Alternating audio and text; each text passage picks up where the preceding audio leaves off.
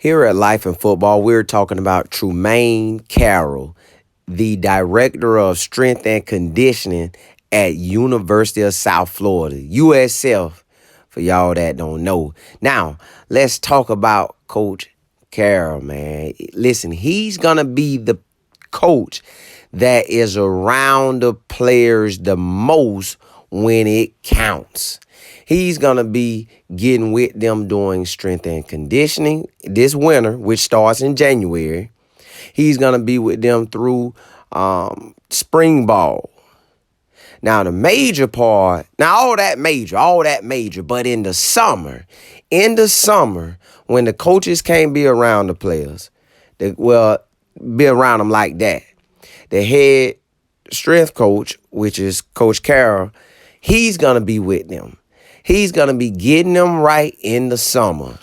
Now, while he's getting them right, they're going to be doing their 7-on-7 and, their little film study and stuff. But he's going to be reporting to Coach. Well, all through this whole time, he's going to be reporting to Coach Scott. But while he's reporting to him during the summer, he's letting them know who's on track, who's handling business, who in that weight room faithfully, which all of them will be, but he's going to be letting them know who getting it done. And this hire, for y'all maybe that don't know how deep college football go, this hire is big time. It's big time because the head coach is the main man. But the next really almost main man is the head strength coach, because he's going to be with the players when the head coach and the other coaches can't be around him. So he is the extended version of the head coach. So he's Jeff Scott's, basically, that's his right-hand man to get everything done as far as getting his boys right for the season. Now, just look how these blessings line up. Just follow the blessings. Follow the blessings that Trumain Carroll's getting. Follow the blessings that Jeff Scott is getting. Okay, Chad Morris, which is now the offensive coordinator at Auburn for this coming 2020 season. Let's backtrack it. He was at Clemson for 4 years. So he implemented that offense that took everything up from Clemson from that point on. So he implemented that offense. What y'all may or may not know is from that point on, when he first got there to when he was about to leave, they knew he was just that good. He was eventually going to become a head coach, which Chad Morris did. So he prepared Jeff Scott and Tony Elliott year by year, giving them more of the responsibility of handling his offense. But Dabo Swinney smart as well. He told both of them, hey, y'all need to learn everything about this offense. So that's what they did. So now the 4 years that he was there, they learned offense. After he left and became a head coach in 2015, Jeff Scott and Tony Elliott took over from all the information they learned from Chad Morris being offensive coordinator. Then they became offensive coordinators. So that's a lot of years grinding as learning that information and doing it with him and then without him. So from the time with him to without him, a lot of stuff done changed. But now, bring it forward to why Trumain Carroll is a blessing to Jeff Scott. You know for a fact, Coach Scott had to call Chad Morris. Hey, they all talking. They want to make the best for everybody. So what you want to do with the strength conditioning coach?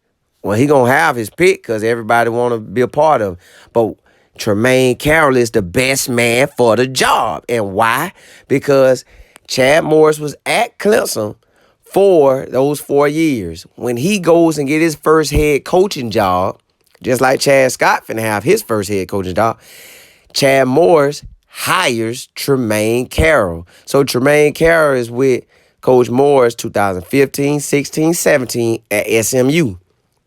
Then he goes the next 2 years, 18, 19, with him at Arkansas.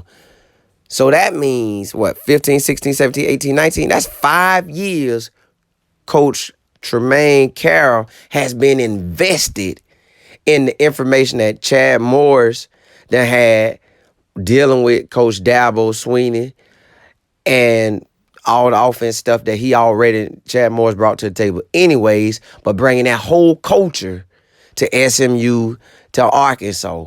So he's been invested in the culture already. Maybe not to the full extent of how Clemson does it, but it's probably going to be close as you can ever get without him going to Clemson and being there himself. So this a double blessing for Coach Scott and Trumain Carroll because, as I said again, Chad Morris is at Auburn. Auburn already got their strength coach, so they ain't looking to hire no other guy. And since he been the main man for 5 years or so, or even more, he don't want to be no backup guy. He want to be the main man. And South Florida is the spot that's going to give him the main man. So now he gets to continue to already dive into the culture that he's been used to for the past 5 years. Man, God good. Don't you see how this lined up?